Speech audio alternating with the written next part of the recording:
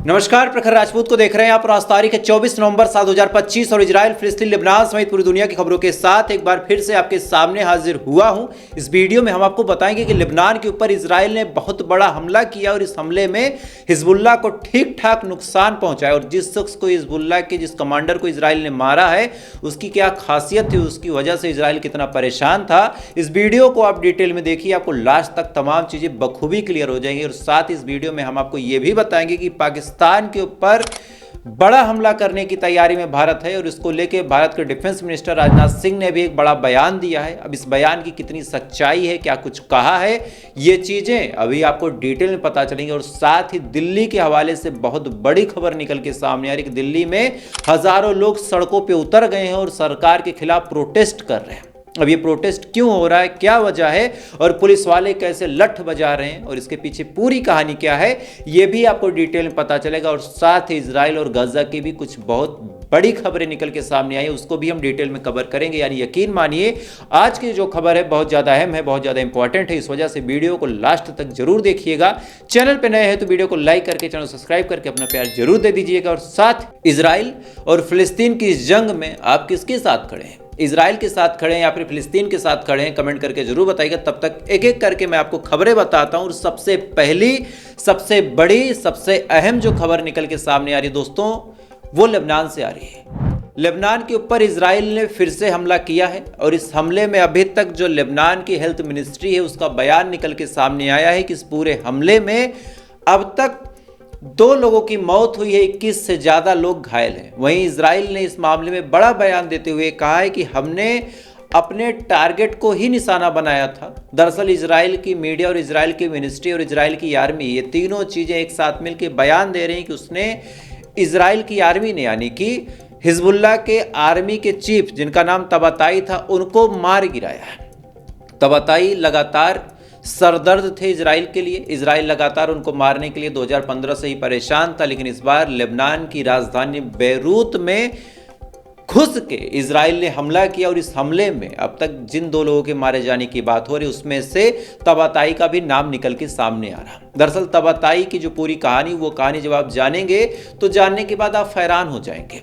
तबाताई का जन्म एक लेबनानी माता और ईरानी पिता की शादी की बात होता है। यानी तबाताई की जो माँ थी वो लेबनानी थी और साथ ही जो उनके फादर थे वो ईरान के थे। इस वजह से इनके अंदर ईरान का इन्फ्लुएंस काफ़ी ज़्यादा था। और जैसे जैसे तबाताई बड़े हुए, इनका जो रुझान था वो मिलिटेंट ग्रुप की तरफ होता चला गया। अलग अलग संगठनों को इन्होंने ज्वाइन किया और लास्ट में ये हिजबुल्लाह को ज्वाइन करते हैं। अब हिजबुल्लाह में भी अलग अलग कंपनीज हैं, अलग अलग बटालियन हैं। सेम तरीके से कभी ये लेबनान में रहे, कभी इनकी सर्विसेज यमन में थी, कभी इनकी सर्विसेज सीरिया में थी और ये तमाम चीज़ें लगातार ये करते रहे। इसी दौरान धीरे धीरे जब कदकाठी बढ़ी, पोस्ट बढ़ी और साथ ही ताकत और नज़ाकत बढ़ी तो इजराइल इनको मारने के लिए तमाम कोशिशें करने लगा। आपको याद होगा, जो लोग इन खबरों को डिटेल में जानते हैं, कि साल 2015 में भी इनको मारने के लिए सीरिया में बड़ी एयर स्ट्राइक की थी। उस एयर स्ट्राइक में हालांकि इनकी जान बच गई थी, लेकिन कई सारे सीनियर लीडर हिजबुल्लाह के मारे गए थे। उसके बाद से अलग अलग जगहों पे, कभी रौदान फोर्स में, कभी यमन में, कभी हुतीस ग्रुप के साथ ये बंदा काम करता रहा। फाइनली जब 2024 में हिजबुल्लाह इजराइल के ऊपर अटैक करता है और अटैक करने के बाद इजराइल पे नुकसान पहुंचाता है, मिसाइलें दागता है, तो इजराइल ने जब पलटवार किया तो आपको याद होगा कि हिजबुल्लाह के कई सारे सीनियर लीडर्स को, कई सारे कमांडर्स को मार दिया था इजराइल ने। और उसी के जस्ट बाद जब कई सारे लोगों को मार दिया तो फिर पोस्ट खाली हो गई। जब पोस्ट खाली हो गई तब हिजबुल्लाह को लगा कि भाई किसको बुलाएं, किसको बैठाएं। तब उनकी नज़र में सबसे काबिल अगर कोई था तो तबाताबी ही थे। तबाताबी को फिर चीफ ऑफ आर्मी बनाया गया।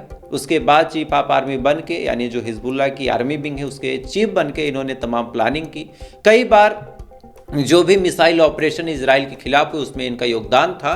और तब से लेके इजराइल इनको टारगेट करने के लिए, इनको मारने के लिए लगातार कोशिशें करता रहा, लेकिन कभी भी सफलता नहीं मिली। लेकिन इस बार इजराइल का बड़ा दावा निकल के सामने आया है कि उन्होंने हिजबुल्लाह के आर्मी ऑफ चीफ तबाताबी को मार दिया है। हालांकि इस मामले में कितनी सच्चाई है, कितना झूठ है, कौन सही है, कौन गलत है, ये अभी आने वाला वक्त ही बता पाएगा। चूंकि हिजबुल्लाह की तरफ से अभी तक कोई भी सफाई नहीं दी गई है कि हमारे किसी कमांडर को इजराइल ने मारा या नहीं। लेकिन अटैक की कुछ तस्वीरें निकल के सामने आई हैं। आप एक काम करें, पहले उन तस्वीरों को देखें, फिर उसके बाद हम डिटेल में बात करते हैं। इन तस्वीरों में आप साफ तौर पे देख सकते हैं कि जो अटैक था उसकी जो इंटेंसिटी थी काफ़ी हाई लेवल की थी। और तबाताबी को मारने के लिए ऐसा नहीं कि केवल इजराइल ही परेशान है, अमेरिका भी परेशान था। चूँकि तबाताबी अमेरिका की भी हिस्ट्री की जो किताब है उसमें अगर आप पढ़ेंगे तो $5 मिलियन का ऑफिशियल वांटेड रह चुका है। इस वजह से लगातार अमेरिका की भी खुफिया एजेंसियां पीछे पड़ी थी कि एनी हाउ तबाताबी को एलिमिनेट किया जाए। और इस बार इजराइल ने वो कोशिश की और शायद इजराइल को वो कामयाबी मिल चुकी है। बहरहाल हिजबुल्लाह ने अभी तक हाँ या ना में कोई जवाब नहीं दिया है, तो इंतजार कीजिए, जैसा होगा मैं आपको डिटेल बताऊंगा। लेकिन अब अगली खबर गाजा से भी निकल के सामने आ रही कि गाजा के अंदर भी इजराइल लगातार जुल्म सितम जारी किए हुए है। लगातार इजराइल गाजा पे कभी ट्रकों को रोक रहा, कभी मदद की चीज़ों को रोक रहा, और जब उसका मन हो रहा हमास का नाम लेके येलो लाइन के पास किसी के भी ऊपर गोली चला के उसको मार दे रहा। अगर किसी को भी वो देख रहा, आईडीएफ अगर किसी को भी देख रही है और उसकी बंदूक की रेंज में वो शख्स आ गया है तो उसको मार दे रही है आईडीएफ। ब्लेम, इल्जाम बड़ा सिंपल सा एक छोटा सा लगा के कि ये हमास का आतंकवादी है, ये हमास के अंडर काम करता है, ये हमास का टेररिस्ट है, इसको फौरन मार देना चाहिए। इसी के बाद इतना बोल के उस आदमी को गोली मार के ख़त्म कर दे रहा है इजराइल। वो हमास का है नहीं है, अल-कसम का है नहीं है, अल-कुड्स का है नहीं है, कोई वेरिफिकेशन नहीं, कोई सर्टिफिकेशन नहीं, कुछ भी नहीं, जिसका मन उसको मारा। और मारने के बाद बस एक बहाना कि ये येलो लाइन के पास आ रहा था, ये कुछ प्लानिंग कर रहा था और ये प्लानिंग करके हमको सीरियसली नुकसान पहुंचाता, इस वजह से हमने मार दिया। ये काम इजराइल इस समय लगातार कर रहा है। और कायदे से इतना करने के पीछे इजराइल को हिम्मत कहाँ से मिल रही, हौसला कहाँ से मिल रहा, वो भी आपको बता दे रहा हूँ। दरअसल कई सारे मुस्लिम देश हैं, कई सारे जो कुछ बड़ा कर सकते हैं, जिनके पास ताकत है कुछ करने की। उनमें से एक का नाम है तुर्की। तुर्की केवल अपना फायदा देख रहा है और तुर्की लगातार अमेरिका के साथ नाटो का मेंबर बना हुआ है। तो तुर्की अमेरिका के खिलाफ कभी जाने वाला है नहीं, और अमेरिका के खिलाफ ना जाने का मतलब बड़ा साफ है कि वो इजराइल के भी मुखालफत में कभी नहीं जाएगा। चूंकि नाटो मेंबर का दोस्त हमेशा उस मेंबर का दोस्त होगा, नाटो का दुश्मन हमेशा से दुश्मन होगा। तो अगर इजराइल अमेरिका का दोस्त है तो इजराइल तुर्की का भी दोस्त है। भले ही तुर्की ने कुछ टाइम पहले ये सगुफा छोड़ा था कि अगर नेतन्याहू हमारे टेरिटरी में आएंगे तो हम अरेस्ट करेंगे, ये करेंगे, वो करेंगे, सजा दिलाएंगे। ये सब महज एक सुनहरा ख्वाब था, ये सब महज एक सुनहरा ख्वाब था, बाकी इसकी हकीकत कुछ भी नहीं है। तो एक तो कट गया तुर्की। अब बचता है दोस्तों सऊदी अरब। सऊदी अरब की आज की हकीकत आपको बता रहा हूं। आज अपनी स्क्रीन पे एक रिपोर्ट देखिए, सऊदी अरब के अंदर अब शराब परोसी जाएगी। बीच में एक खबर निकल के सामने आई थी, तो यहाँ पे भी कुछ ऐसे भड़वे हैं जो चैनल चलाते हैं, लाखों में उनके फॉलोअर हैं। वो भड़वे यहाँ पे भी सिया सुन्नी की बात करने लगे कि अरे यहाँ पे ऐसा कुछ नहीं होगा। दरअसल जो सऊदी अरब है वो सुन्नी देश है, इस वजह से सिया वाले टारगेट करते हैं। यहाँ तक की बात हो गई कि सिया सुन्नी की लड़ाई है। लेकिन आज अपनी स्क्रीन पे खबरें पढ़िए कि सऊदी अरब में जहाँ से इस्लाम शुरू हुआ, जहाँ ही इस्लाम की तमाम तालीमें सिखाई गई, जहाँ ये बताया गया कि मुसलमानों समेत पूरी दुनिया के लिए शराब हराम है, शराब पी के इंसान बहक जाएगा और बहकने के बाद गलती करेगा। इस वजह से शराब को ही ना पिए, शराब को छुए तक ना। जब जन्नत में जाओगे तब ऊपर वाला अपने हाथों से पिला देगा, यहां मत पियो। ये बात सऊदी में ही सिखाई गई पूरी दुनिया को। लेकिन ताजुब की बात आप देखिए कि इस समय सऊदी अरब अपना एक मिशन चला रहा, और इस मिशन का नाम है 2030 मिशन। 2030 मिशन के तहत ये भाई साहब प्लानिंग कर रहे हैं कि पूरी दुनिया से 15 करोड़ के करीब लोग सऊदी अरब में घूमने टहलने के लिए आएंगे। अब 15 करोड़ में से मान के चलो 3-4 करोड़ मुस्लिम होंगे, बाकी जो बचे 11-10 करोड़ वो नॉन मुस्लिम होंगे। उसमें हिंदू होंगे, उसमें सिख होंगे, उसमें क्रिश्चियन होंगे, उसमें यहूदी होंगे, और लगभग कई ऐसे लोग हैं जिनके धर्म में शराब जायज़ है। हालांकि मेरे धर्म में, मेरे सनातन में भी शराब जायज़ नहीं है जायज़। लेकिन कई सारे ऐसे धर्म हैं जहाँ पे शराब प्रचलित है, जैसे आप क्रिश्चियंस को ही देख लें। तो सऊदी अरब पहले प्लान बनाता है कि हम केवल राजनयिकों को शराब पिलाने की अनुमति देंगे, क्योंकि भाई वो सीनियर लीडर्स हैं। अब डोनाल्ड ट्रंप अगर आएंगे, उनको शराब चाहिए तो हम मना नहीं कर सकते। चलो हम मान लिए कि दुनिया में समीकरण बैठाने के लिए इतना उतना करना पड़ता है। लेकिन अब रिपोर्ट निकल के सामने आ रही है कि चूंकि इनको 15 करोड़ पर्यटक चाहिए, 15 करोड़ घूमने टहलने वाले लोग चाहिए। इस वजह से अब सऊदी अरब में हर 4-6 किलोमीटर पे शराब और शबाब दोनों का इंतजाम किया जाएगा। यानी जिस जगह पे बुरखे का प्रचलन चलाया गया, जहां बताया गया कि औरतों को किस तहजीब में रहना चाहिए, वहां पे वो भी सप्लाई होगी। अब आप सोच के देखिए कि ये इजराइल के खिलाफ कुछ करेंगे? नहीं करेंगे। अब तीसरा देश जो कुछ कर सकता है उसकी हकीकत जान लीजिए, वो है पाकिस्तान। पाकिस्तान अपने आप को कहता है कि हमारा ही पूरी दुनिया में एक ऐसा मुल्क है जो ला इलाहा इल्लल्लाह के उस कलमे पे बना है, लेकिन इनकी हकीकत जानिए, ये क्या करते हैं? ये सूद पे पैसा लेते हैं, ये शराब परोसते हैं, ये लड़कियां सप्लाई करते हैं चाइना को, ये ईरान को अपनी बच्चियां बेचते हैं। साथ ही न्यूक्लियर वेपन इस्लाम में गुनाह है। ईरान इस वजह से नहीं बना रहा, लेकिन ये न्यूक्लियर भी बना के बैठे हैं और ये मजलूमों और मासूमों को मारते हैं। ये कुर्सियां खींच के सरकारें गिराते हैं, ये इनका काम है। और इन्हीं तीनों की वजह से, इन तीनों की मिली भगत की वजह से इजराइल आज गाजा पे जुल्म सितम कर रहा। और इस बात को आपको एक्सेप्ट करना होगा। बार बार ये घुमा के अपने मुंह से नहीं बोल सकते कि अरे वो तो अमेरिका करवा रहा। आप नहीं बोल सकते, आप नहीं बोल सकते कि भारत सपोर्ट करता है। आप पहले इन तीनों को देखिए, इन तीनों का पहला काम था, लेकिन ये तीनों दोस्तियां निभा रहे हैं। खैर, इधर ये तमाम चीजें दोस्तों चल ही रही हैं। इधर यहाँ की मीडिया के बारे में और फॉरेन की मीडिया के बारे में भी आज आपको एक जानकारी दे रहा हूँ। थोड़ा सा ये जानकारियां भी आपके सामने जरूरी हैं। दरअसल जोहरान ममदानी वाशिंगटन डीसी पहुंचे हुए हैं। वहां पे दोनों बात करते हैं, यानी डोनाल्ड ट्रंप और जोहरान ममदानी। बातचीत के दौरान प्रेस कॉन्फ्रेंस हुई।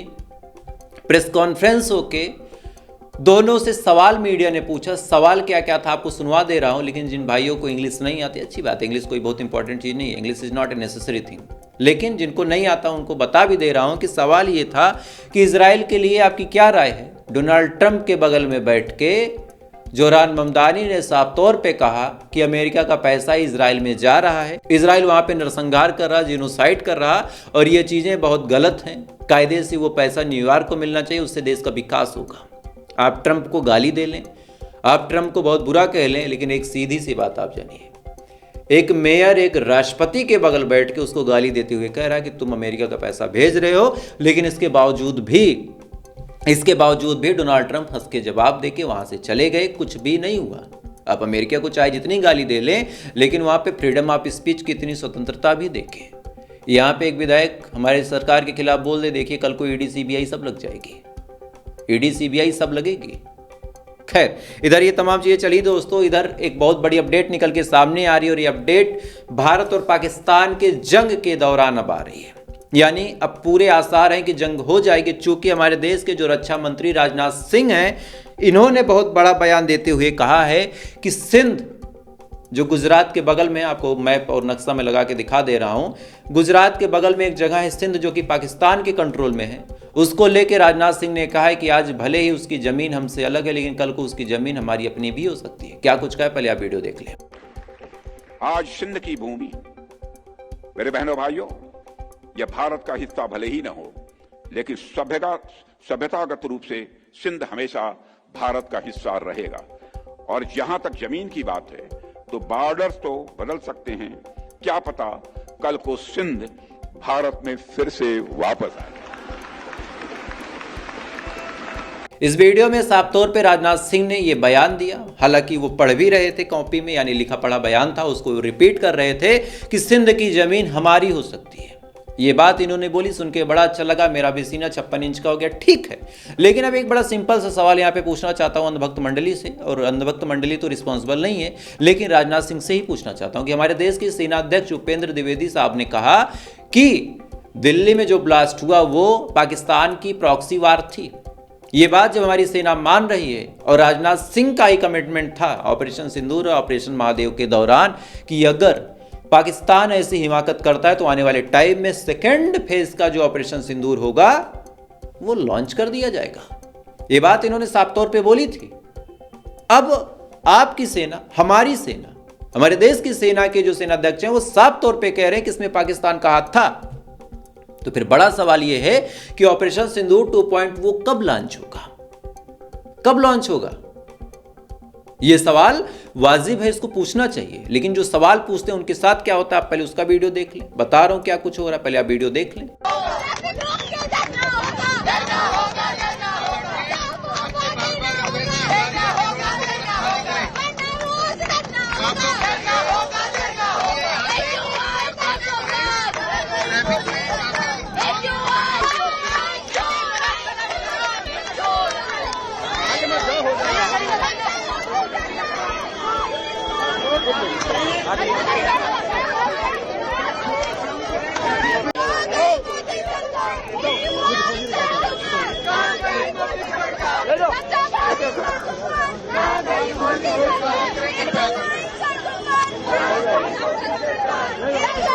इस वीडियो में आप बहुत चीजें नहीं समझ पा रहे होंगे, जो समझ गए उनके लिए इशारा काफी था, लेकिन जो नहीं समझे उनको बता दे रहा हूं क्या हुआ।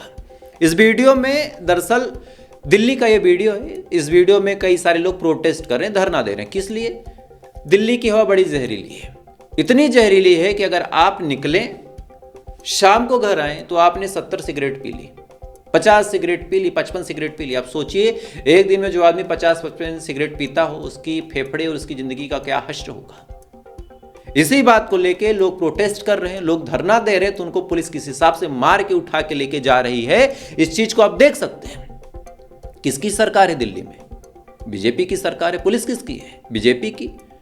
आज लोग आवाज उठाए, आप उनको मार दे रहे हैं। कल को वही लोग अस्पतालों में कैंसर से, लंग कैंसर, फेफड़ों के कैंसर से जब पीड़ित होकर अस्पताल में जाएंगे तो कौन जवाब देगा? जिम्मेदारी किसकी होगी? जो लोग आवाज उठाते हैं उनके साथ ये हाल। बाद में सोल्यूशन क्या निकाला पता है? सोल्यूशन ये निकाला गया कि भाई दिल्ली, नोएडा, गाजियाबाद इन इलाकों में जो डीजल से चलने वाले ऑटो रिक्शा हैं वो नहीं चलेंगे। यानी चोट भी करी तो गरीब की जेब पे, कि गरीब हटाओ मरे साले। यही तो किया इन्होंने कि भाई गरीब हटाओ गरीब मरे। इसके अलावा इन्होंने किया क्या? बंद करना था तो ये जो मर्सिडीज BMW 2-2, 3-3 के एवरेज देती हैं, 2-2, 3-3 लीटर पर मिनट ये तेल पी के धुआं बना के उड़ा देते, इनको रोको ना। वो 25, 30 के 40 के एवरेज देने वाले ऑटो रिक्शा को आपने बंद कर दिया ताकि गरीब रोजी रोटी ना कमा पाए। खैर, ये सवाल पूछने की हिम्मत ज़्यादातर चैनलों में नहीं है। बहुत सारे हैं जो गाजा की खबरें दिखाते हैं, लेकिन भारत की खबरें आती नमस्ते अरे फट गई मेरी। ये चीज़ें नहीं चलेंगी।